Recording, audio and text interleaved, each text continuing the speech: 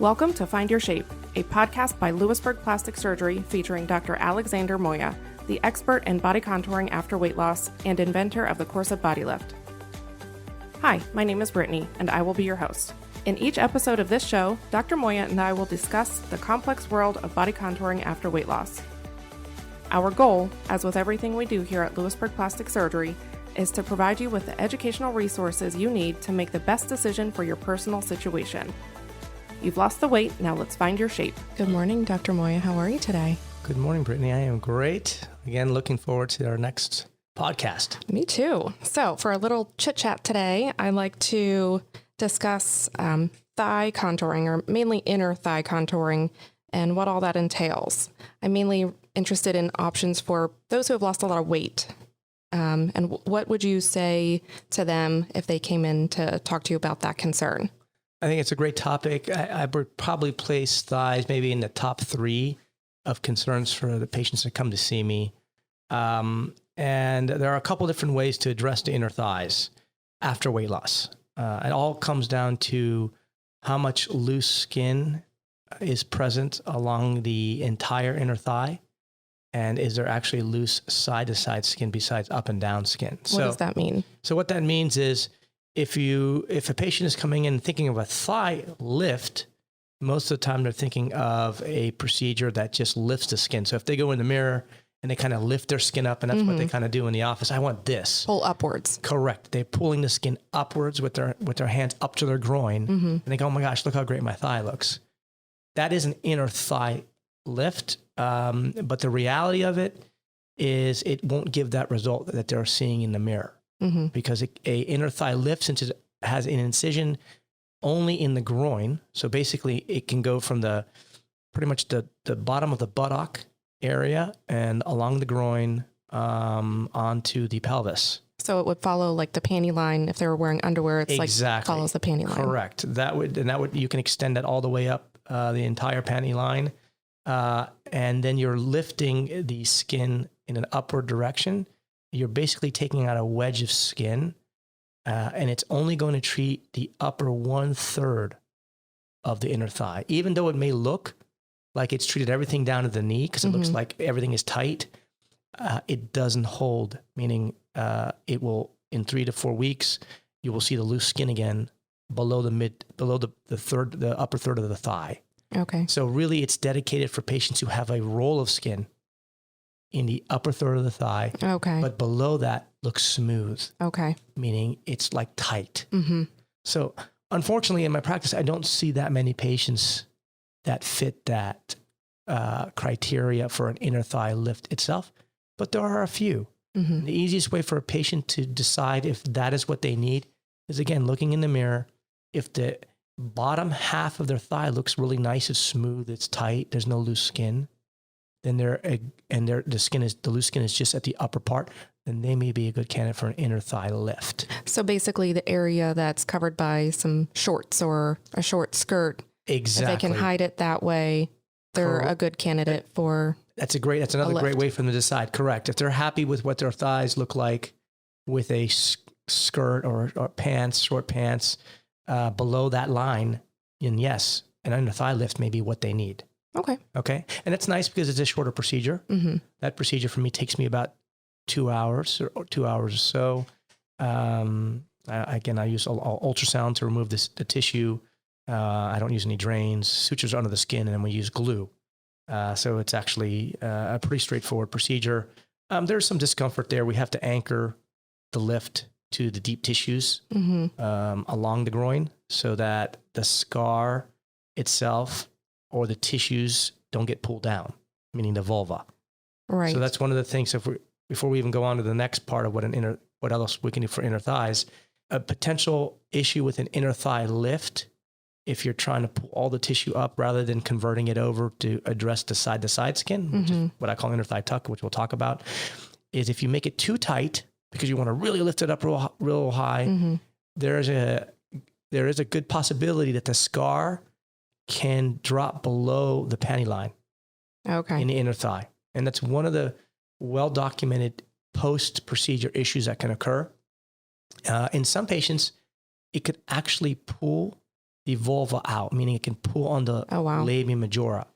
And it actually looks like now your vulva is kind of open more than you like. Right. We don't do that because we would just tell a patient, you need a different procedure. Okay. So if they're coming to me, I'm never going to do an inner thigh lift to that degree rather than convert it to a different procedure. So we don't have that issue. And we'll talk about that in a minute. Well, how often would you say that happens though with the things pulling back down? Well, I would tell you that it's uncommon to have your vulva pulled out, but it is not uncommon to sometimes have the scar along the groin drop about 1 centimeter or 2. Okay. Maybe even almost a half an inch or so. Okay. So you could potentially see it wearing a bathing suit bottom. Correct. Okay. And that's just part of an inner thigh lift. We anchor it, we do all the right things. We don't make it too tight, but it's just sometimes part of how people heal with that scar there. What's the recovery like? Is there any compression? Great question. Because it's just the surgery is limited to the upper inner thigh. We don't really use any compression for that. It's hard to get to that area. Exactly. We, a lot of times we'll do some dressings and it's held in by the underwear. We don't want to push any pressure on that because that can hurt. So from that perspective, that's usually pretty easy. That area with an incision by itself, only dedicated to the groin, doesn't usually open. We don't really get the fat necrosis that we may get for other things that we do. And so usually heals very well. We still limit activities, of course, for 6 weeks before they can go back to exercise, heavy lifting, strenuous activities. Okay. So what was that about the inner thigh tucks? So an inner thigh lift in my practice probably is about 5% of inner thigh contouring. Right. So the real surgery, the real big hitter when it comes to treating inner thighs is an inner thigh tuck. Another name for that might be a thigh-plasty, an inner thigh-plasty, medial thigh-plasty.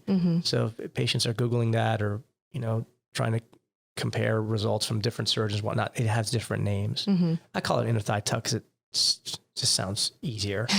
And basically, it is an inner thigh lift because we still use a groin incision, but it's much smaller and there's no tension at all. And the main incision is an up and down incision along the entire inner thigh. And then for me, I always go past the knee. Because the knee always has this extra fullness. So it's nice just to get rid of that skin and a little bit of maybe trap fat there and just have a really nice transition point onto the lower leg. So for me, I would tell patients that's a 2-incision procedure. You have a small groin incision and an incision along the inner thigh. Kind of like the seam of your pants. Exactly. And that's where we want to place it. We want to place it along the inner thigh so that when you're standing in the mirror and looking in the mirror at yourself in the front, you don't see it. And a lot of times, even from the back, you don't see it. But if we err in any direction, we'll always err where maybe it's seen in the back rather than the front. Because remember, it has to be perfectly placed. Sometimes that's hard because the skin is loose. So it tends to move a little bit when you're coming up with the pattern, how you're going to remove the skin. Right. And do you mark that for surgery? Both of those procedures, inner thigh lift and inner thigh tuck, I do not mark prior to getting into the operating room. Correct. We don't do any pre-op markings. It's all done on table. Interesting. But that's my technique. I don't, other surgeons do it other ways. I find that for me, it's on table work. It is completely sculpting at that time. And I find I get the best results that way. And how accurate are you to have the incision perfectly placed? I would say that I'm pretty good at it. I mean, because I'm pretty OCD. And if it's not, I get really upset. And I'm always looking at the patient's pictures for 20 years. So I've been doing it, looking at it like, why is it this? Why is that? So I've come up with my own techniques that pretty much puts it right in the middle. And I'm very happy with the end result today. Good. So, does the inner thigh tuck help with any other part of the leg? Great question. The answer is going to be yes. Because we're doing a cinching procedure. Cinching means that we're taking the front and the back of the skin and pulling it to the inner thigh. So basically how I do the procedure is I'll remove the loose skin along the inner thigh. Basically we have a pretty big hole right there. And I take the skin from the sides. That means the front and the back, and I'll pull that together to fill that in to replace what I removed. And when you do that, you actually improve the front of the thigh and the back of the thigh. So patients who are very deflated, meaning they've lost all their weight and their skin is really mobile, meaning they're running around, it just flaps everywhere. Mm-hmm. That kind of stinks, but it's really good for what we want to do for them, because that procedure can treat the entire 360-degree part of the thigh. Okay. So it's pretty impressive on how you can change the way the thigh looks. It's almost, I would say, that you're decreasing the overall girth of the thigh mm-hmm. when you do an up and down incision and you cinch it together. Mm-hmm. What about patients who don't have a ton of loose skin around their whole thigh? Maybe they have like an area where it's still has some fullness, but then they have the excess skin on the inner part. Is that going to be the same result for them? Great question. And the answer is going to be most likely no. The only way that we can improve other areas other than what I'm removing is if the skin moves. If the skin doesn't move, and patients can check for themselves by pinching their skin. They take both their hands and they kind of grab the bottom of their thigh skin, the top of the thigh skin, and pinch them together. Mm-hmm. And if they see a nice improvement on the outer thigh, on the anterior thigh, then they know they're going to have an improvement. If nothing improves because nothing moves, mm-hmm.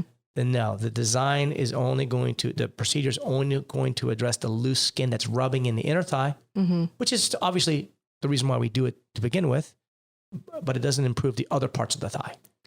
Do you ever do liposuction along with that? Yes, I do. I use liposuction as a standard tool for making it easier to remove skin. So basically what I do is I will mark the skin. If we're doing an inner thigh tuck, the cinching part, I will mark that out. Then I'll actually liposuction the skin below that, the part that I'm going to remove. And you say, well, why are you doing that? Because you're going to remove it anyway. Well, we do that because then it puts me in the right plane, meaning we don't want to go too deep where we're going into the connective tissue of the muscle.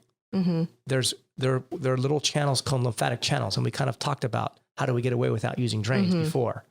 One of the main reasons we can get away without using drains in this procedure is if we preserve those channels, and one of the ways to do that is with liposuction, because I get rid of all that fat, so it allows me now to peel the skin back, and we're not going too deep. Okay. Now, there are patients where I use it as an adjunctive measure to improve contouring of the thigh, meaning outside my skin removal. Mm-hmm. Meaning maybe somebody has some extra fullness on the front of their thigh that's pinchable. And I say, hey, you know what? Why don't we deflate that area? Maybe it'll allow me to pull a little bit more skin to the middle mm-hmm. and also give you better contour as an end result of an inner thigh tuck. Okay. So there are some patients that I may add that as an adjunctive measure to just the on top of the liposuction for of the skin that I'm removing. Okay. What about the patients who have lost a lot of weight, but they are kind of stuck at a certain point? They're still carrying fullness in their legs, their thighs. They have some excess skin, but not enough to make it worth doing the full thigh tuck. What about liposuction? Is that an option for them to just do liposuction? It might be. It depends on where they are with their weight loss. If we feel that there are large enough pockets of trapped fat along the thigh that we feel we can do a staged deflation liposuction, is what I will call it. What that means is I will actually liposuction the pockets of fat away so that we allow the skin then to settle and see if it becomes mobile over time, so that we can actually do a skin removal procedure later. Okay. So I call it a staged deflation. That's not for everyone. You have to be the right patient for that. And the only way I can tell you that is I have to decide that when I see the patient. And actually feel their skin. Correct. And pinch their fullness. Is it reasonable? Because we're not going to do it if that's the end result. It's just to deflate, because now you actually make that area look loose. Lumpy. Yes. And so it needs to be able to be removed. The skin needs to be able to be removed in order to get the right result at the end of the day. Right. So that's a very selective patients, and that's something that I would have to decide on a physical exam. Mm-hmm. Is the inner thigh tuck a common procedure for thighs? in general? I would say absolutely. I would say it is probably the most common procedure when it comes to addressing the inner thighs in somebody who has lost a lot of weight. Okay. Because the biggest issue patients have is the rubbing skin of the inner thigh. That's the complaint that they have. Everybody hates that rubbing skin, flapping skin. So just by removing that, it addresses that issue, maybe from the hygiene perspective. I've had patients tell me that they're embarrassed sometimes when they don't wear shorts because you can hear noises of the skin rubbing. And so that is why it's one of the most common procedures to perform. Okay. What's the recovery like for So that's going to be a little bit more extensive than an inner thigh lift because now you have an incision that's all the way down the knee. You can end up with moderate swelling, and it's the swelling that we usually deal with, not really an open wound. A lot of times, sometimes patients can have experience a little opening at what we call the T-junction between the thigh lift incision and the thigh tuck incision.